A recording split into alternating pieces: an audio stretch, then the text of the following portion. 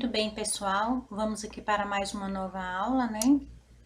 Vocês sabem que nós estamos estudando sobre verbete. E, inclusive, né, pelo fato de ser verbete, algumas vezes a gente acaba falando verbete poético na hora que é falar verbete enciclopédico e vice-versa, né? Mas, na verdade, o verbete poético é esse que nós estaremos falando agora, tá? Vocês me desculpem porque às vezes é para falar poético e às vezes acontece de falar enciclopédico, mas eles têm uma diferença. Todos dois são verbetes, porém um é um pouco diferente do outro. Por exemplo, o verbete poético, ele é um sinônimo. Nós estamos falando o que ele é e não fazendo assim as suas classificações à parte, tá? Então, verbete poético, ele é sinônimo de... Ficou faltando aqui. Ele é sinônimo de... Quer dizer, apontamento, nós estamos apontando alguma coisa, nós estamos fazendo nota ou anotação, né? Um registro, um comentário, um verbo, né? Ou seja, o verbete poético, ele nada mais é do que uma explicação objetiva de um significado da palavra. Agora, o verbete poético, ele é mais voltado para o dicionário mesmo, do que quando eu falei para vocês do verbete enciclopédico, tá? Também é como se fosse um dicionário, só que esse é falado de uma forma mais objetiva, o outro é falado mais fragmentado, tá? Por exemplo, nós pegamos aqui a palavra bola, né? Quando nós falamos bola, aí já vem à nossa cabeça o quê? Olha aqui, nós utilizaremos o dicionário da língua preterida, né? Corpo sólido, completamente redondo em toda a sua extensão, esfera, globo. Então, isso aqui, olha, vou até descer aqui para vocês. Nós falamos como se estivéssemos olhando o que é o sinônimo. Então, corpo sólido, completamente redondo em toda a sua extensão, é uma esfera, é um globo. Então, é uma bola. É diferente de quando nós estávamos falando do outro verbete que eu vou recordar um pouquinho mais abaixo, tá? Então, quando nós falamos do verbete poético, nós estamos falando, muitas vezes vai depender a etimologia, a transcrição fonética, as abreviaturas podem entrar, tá? Abonações de obras e siglas e referências bibliográficas, tá certo? Eu deixei uma página aberta aqui que eu achei que vai interessar vocês. Uma das formas, normalmente, tá? Não vai ser o 100% das vezes, mas normalmente o verbete poético, ele vai aparecer em azul aqui. A palavra que vocês colocarem, ela vai aparecer em azul, tá? Vocês estão vendo? Azul. Geralmente vai ser assim. Às vezes vai acontecer de ter vários números e às vezes vai acontecer de não ter nenhum número. Qual que vai ser a diferença? A diferença aqui é bem clara. Por exemplo, o nome carpir. Normalmente vai aparecer ele separado, ou seja, carpir é uma palavra de sílaba. Por quê? Porque tem duas sílabas. Então ele já está mais parecido com o dicionário. Muitas vezes pode até aparecer a quantidade de letras, igual aqui nós temos 6 letras. São 6 letras, porém são duas sílabas, então é uma palavra de sílaba.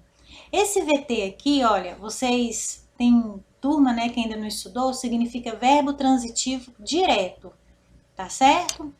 Então, vamos ver aqui, nós temos aqui até 6.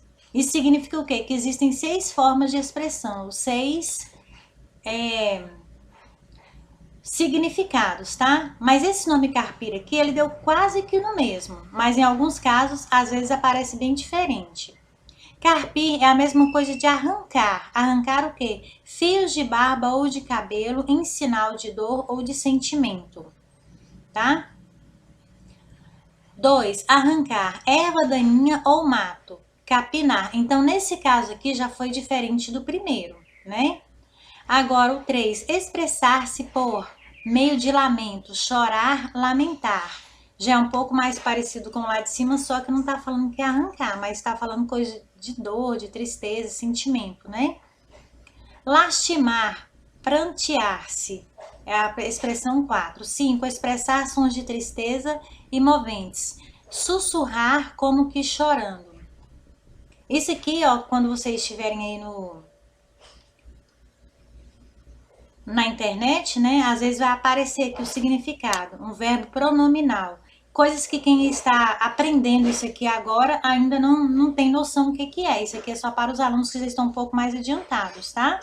Igual nesse caso aqui, arrancar aqui, ó, aparece o significado, né?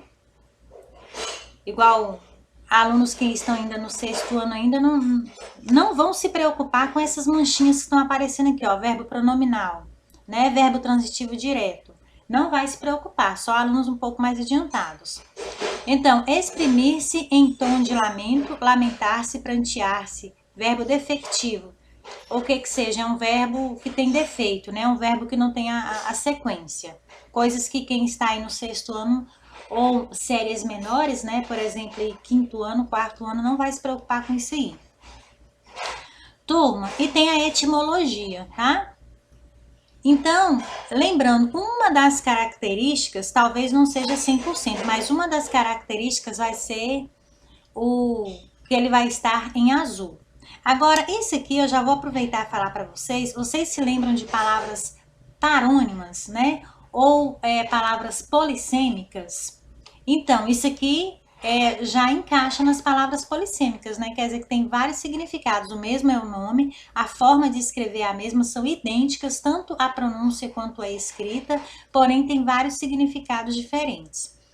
Esse aqui, eu até me lembrei essa forma de sofrimento que está falando aqui, de tristeza, que lá no passado, quem tem o costume de ler a Bíblia, quem já leu a Bíblia, né, quando as pessoas estavam muito desesperadas, muito desgostosas, quando morria alguém que eles amavam muito, as pessoas ficavam tão desesperadas que muitas vezes eles rasgavam a roupa, né, rasgavam a roupa e jogavam cinzas na cabeça, né, passavam cinzas no corpo, eu acho que era uma forma de carpir, né? Porque tá falando aqui, muito embora que esteja falando aqui arrancar fios de barba, de cabelo, mas lembrou isso aí. Então, nesse caso, nós tivemos várias expressões. Nesse aqui, garoar, o verbo garoar, vocês observem que está em azul, é uma das formas, né, de vocês desconfiarem que é um verbete poético.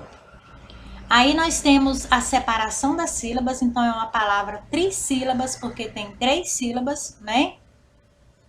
Um verbo intransitivo, significa cair, garoa, chuviscar. Aí nós temos um exemplo, ontem garoou a noite inteira, um verbo pessoal, porque o verbo garoar é um fenômeno da natureza, né? Uma pessoa não garoa, a natureza garoa. Então, eu me lembrei, antigamente, né, em São Paulo, era considerado como a cidade da garoa, porque garoava sempre. Eu não sei hoje em dia que o clima mudou muito, né? Eu fui poucas vezes em São Paulo, às vezes que eu fui, eu não lembro de ver garoa lá, não sei. Informações complementares, né? Uma variante, garoar, isso é uma variante. E tem etimologia, tá? Então, normalmente, quando for um verbo poético, um verbo não, gente, por favor, me desculpem. Quando for já tô errando o nome aqui, um verbete poético, tá?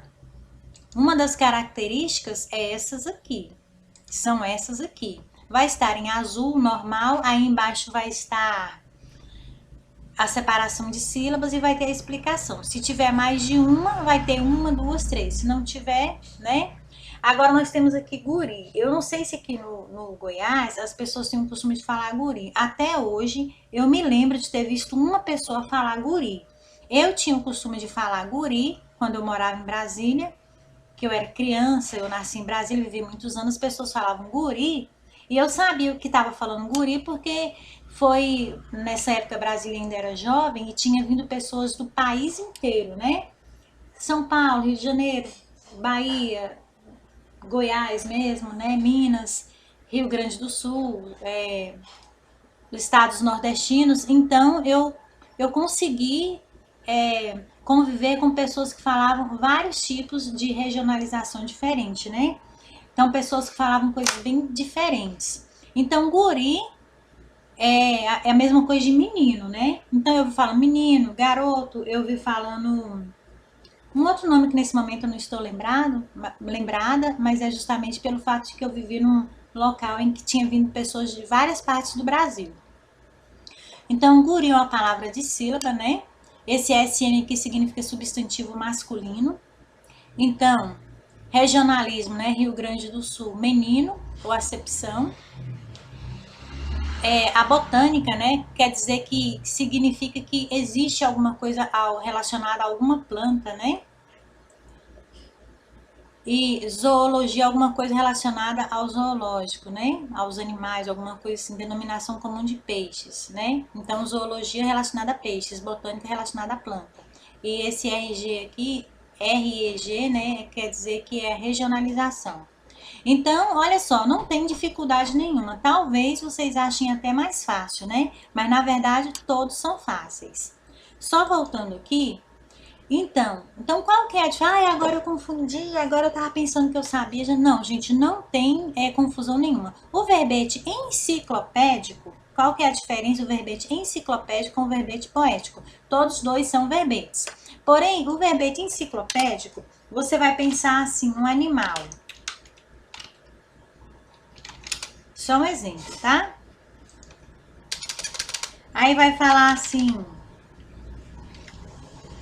já é um animal, nós sabemos que é um animal. Aí você vai colocar o nome científico. Você vai falar onde ele vive, por exemplo, né? Onde vive. Você vai colocar do que ele se alimenta. Você vai falar quantos anos que ele vive, expectativa de vida. Expectativa de vida, tá? Essas coisas assim. Então, esse é o verbete enciclopédico.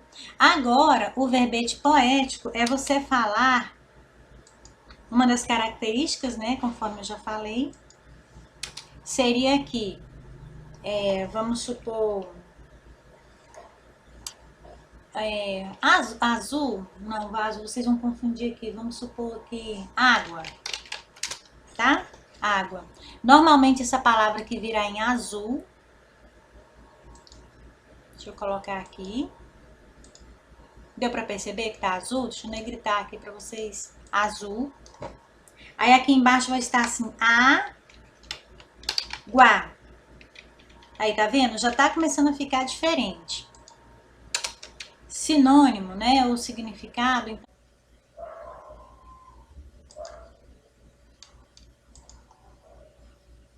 A água não é um mineral, né? É uma substância química cujas moléculas são formadas por dois átomos. Então tá falando aqui. Vamos deixar em azul só essa parte aqui. Substância química cujas moléculas são formadas blá blá blá blá blá, né? Como é que é a fórmula que é considerada? H2O, né? Coloquei 0, H2O. Que falando grosseiramente, né? Porque... Então, uma das coisas interessantes aqui, né? Que nós trabalhamos o verbete tanto poético quanto o verbete enciclopédico, nós acabamos estudando ciências, né? Biologia, é maravilhoso. Então deu para ver a diferença aqui, né? Vou só chegar mais perto aqui para vocês poderem entender.